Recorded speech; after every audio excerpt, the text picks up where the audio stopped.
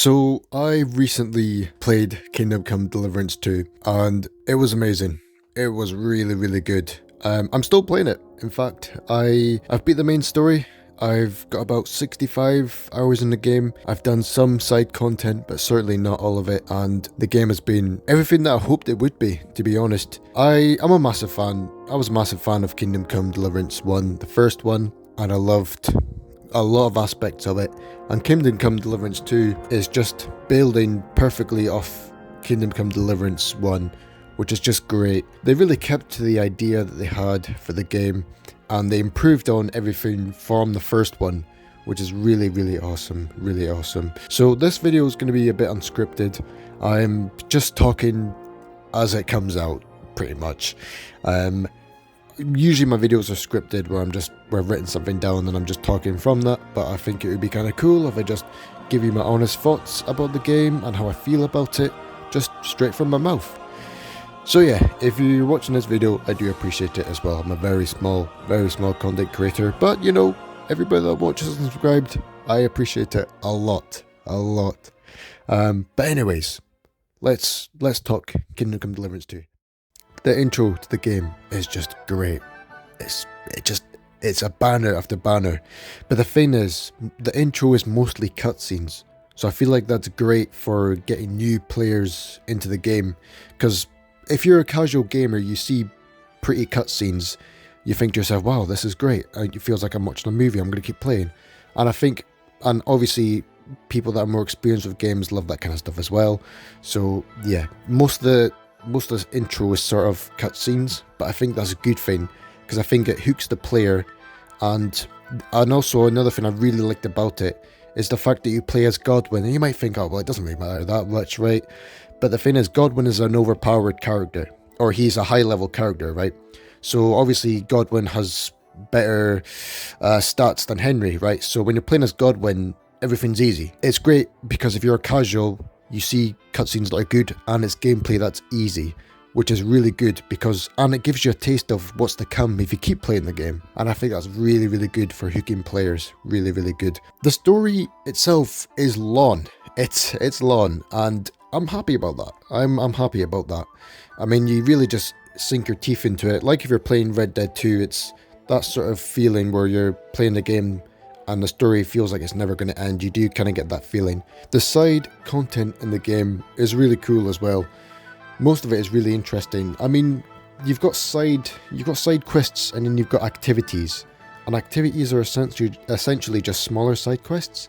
But even for the activities in the game, they had cutscenes, which I thought was really cool, because there weren't even side quests, and yet if you did them, you would be treated to a cutscene, even though it's a smaller sort of gameplay thing.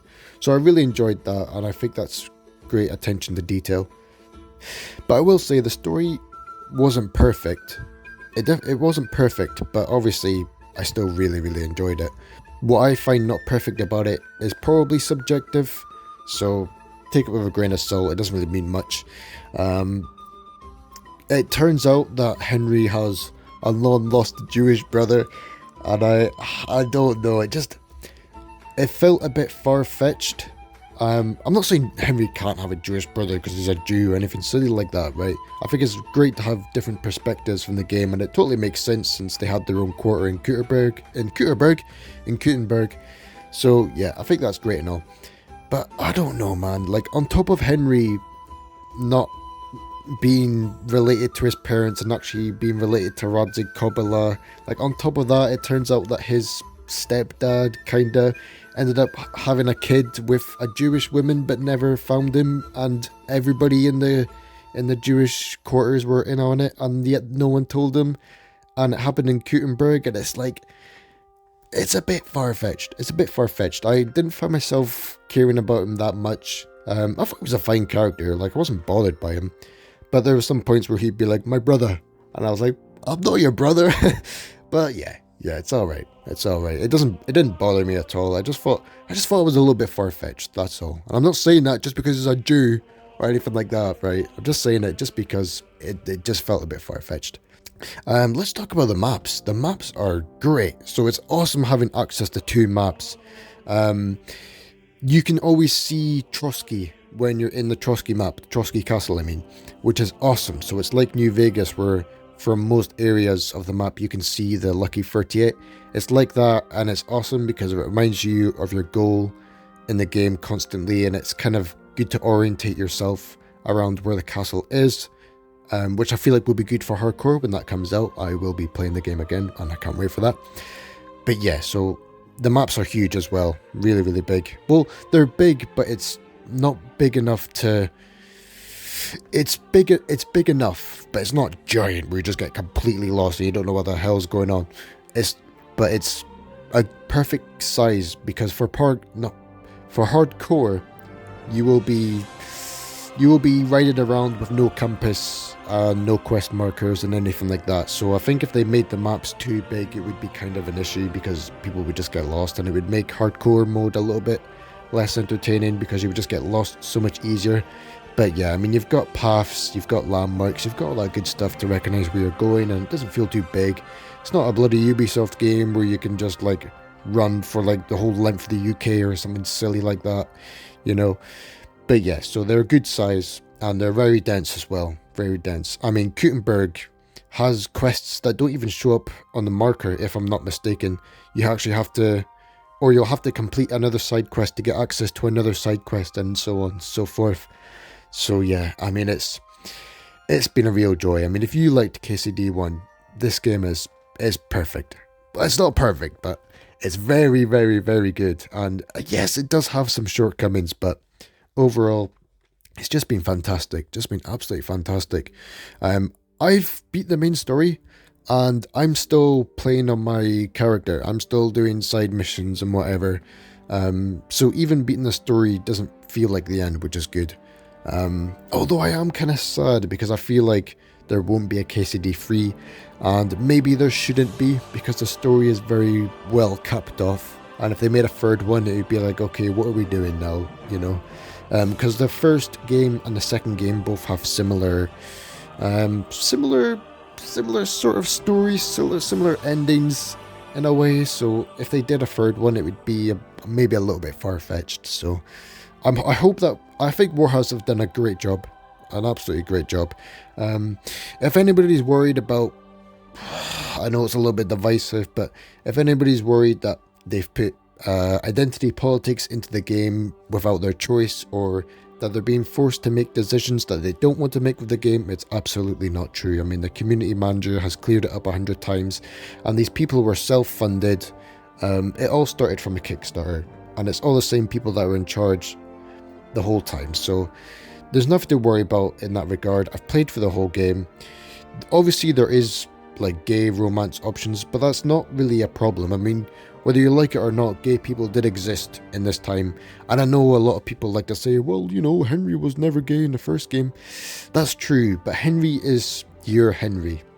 The thing is, Henry's not meant to go and slaughter a whole village of people or do some crazy stuff, but yet you have the choice to do that, and it doesn't really affect the story.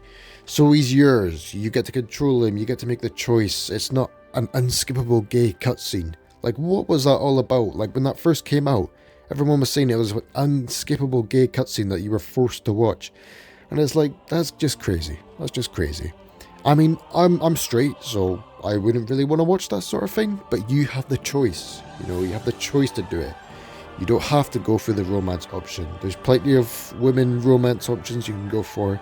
There's nothing to be worried about at all. It's a fantastic game. It's got different perspectives, and it wouldn't do history justice if it was all just people from the exact same background and the exact same thing going on. No, you've got Jewish people in the game. You've got Musa. He is a little bit far-fetched as well. I mean, he's not a real character. But it's not unbelievable. Like, they've done it right. They've done it right to history, and that's all that matters to me. The fact that they put history first, and I appreciate that. But yeah, it was crazy. It was crazy playing for this game. As soon as I played it, I did not stop playing it. And when I was getting achievements in the game, I was literally getting, like, so when I would get an achievement, it was 0.4 or 5 or 7% every time I was getting an achievement. So not even 1% of people on Xbox had made it to the part I had.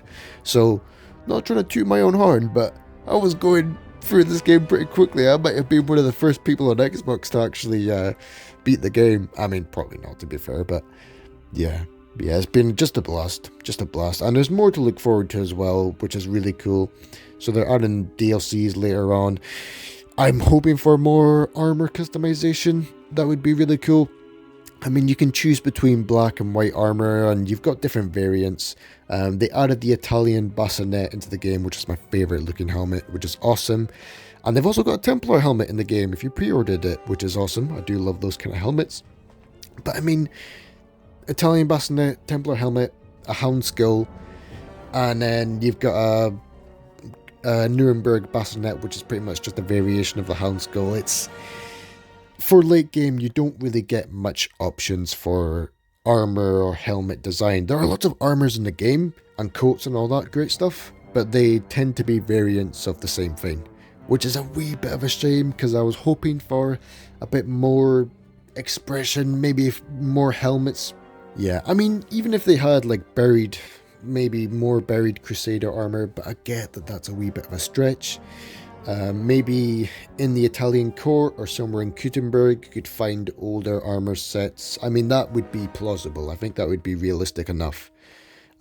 Because they don't just forget about this kind of armor. I mean, they keep it for some time. Maybe it's hard to find. I don't really know. I'm not really a historian. But they maybe could have had more older options. So maybe you could choose between some older Crusader looking helmets with maybe a little bit more variety, which would be cool. They could have had something like that in the Italian court. The customization was a little bit of a letdown. The story is good, but there were some things I was a tiny bit confused about, but I still really enjoyed the story. I mean, the whole thing with Henry's group getting attacked, and then later on in the game, the same people that attacked you, you eventually become friends with them, and then you join this sort of pirate gang group of people, which is great and all. It really reminded me of Red Dead Redemption. But also they're the leader of that group is the same person that killed your squad at the start. So it's like, I mean, you forgive him and I get that. But it's like, I mean, if I was with my friends, right, my mates, and they all get killed by this one guy, and then maybe like a few months later, it turns out that guy thought that we were the bad guys or something like that, I don't think I would, even if I forgave that person, I don't think I'd keep hanging out with them. But obviously, they're loyal to King Wenceslas, so you're fighting for the king, but you're also doing it in a sort of rebellious, ragtaggy sort of way, which is really cool as well. So you're getting the best of both worlds, to be fair. And he's a cool character as well, Jan Ziska. Yeah, sadly he can't get his armor though, which is really annoying as well, because he's got great armor, but you can't get it, which is a shame. So yeah, more armor variety, I would say. I would really hope is coming in the roadmap, but they haven't said anything about it, so I kind of doubt it, but I hope so. Hopefully in the DLCs they might add some. Yeah, overall I did really enjoy it. I mean, I'm still playing the game. I'm literally still playing the game. I just thought I'd make this video just to sort of discuss how I feel about it and just sort of let my thoughts out there in the wind. But yeah, that's it. If I had to give it out of 10, I'm a little bit biased, but I would probably give it an 8.5. An 8.5 out of 10. It's very incredible. It's very good. And it's definitely Game of the Year contender. I hope... I will play GTA 6, but I kind of hope it doesn't come out this year, just so Kingdom Come Deliverance 2 can win Game of the Year. But all jokes aside, it's an absolutely fantastic game. If you've not played the first one, you can still just jump straight into this one. I mean, it makes no... You'll get caught up with the story in no time. There's plenty of dialogue for it. And I know some people just think the combat sucks or they don't like the alchemy, but it's so much more interesting than just pressing a button. And I know it can be a little bit of a hassle brewing a potion and trying to learn a fighting style. Like, I get how that could be annoying. But look, it's so much more interesting than just pressing a button and having a thing done for you. You know, like, not to hate on Skyrim, but it's very hack and slash. I mean, there's not much depth to the combat. And once you've done it 100 times, it's not very interesting, let's be honest.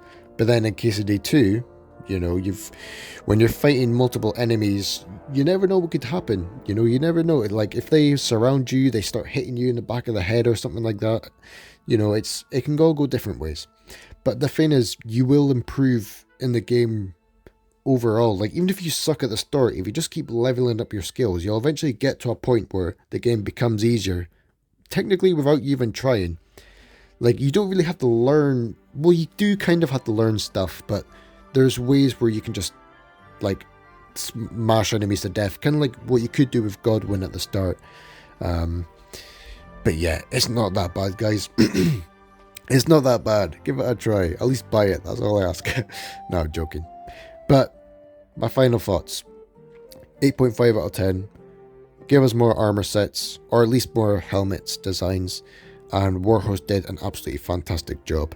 And if you guys haven't heard, or if anybody is watching, Luke Dale, the actor that plays Hans Capon, he streams the game as well, and that's been awesome to watch because he gives sort of insider knowledge to how he got the part and what it's like acting the roles in that scene. And yeah, that's another thing as well. Henry and Hans, I do really like their relationship throughout the game. It's just great. They're like brothers in arms, you know. But yes, anyway, my throat is starting to hurt because of how much I've been talking. I know this is kind of a rambly video. If you have listened or watched this far, I do really appreciate it. I'm a small time guy, but we've all got dreams, I suppose, eh? But yes, if you haven't played it, give it a start. Absolutely fantastic job Warhorse have done. They've done a great job. I can't wait to see what they do in the future because it's only going up. But anyways, if you watched this far, listened this far, I appreciate it a lot. And if you haven't played the game, go play it. And if you already have, then I'm happy to have a discussion in the comments. Let me know exactly what you think, and we can chat about it. But yeah, I will see you guys in the next one. I'll catch you later.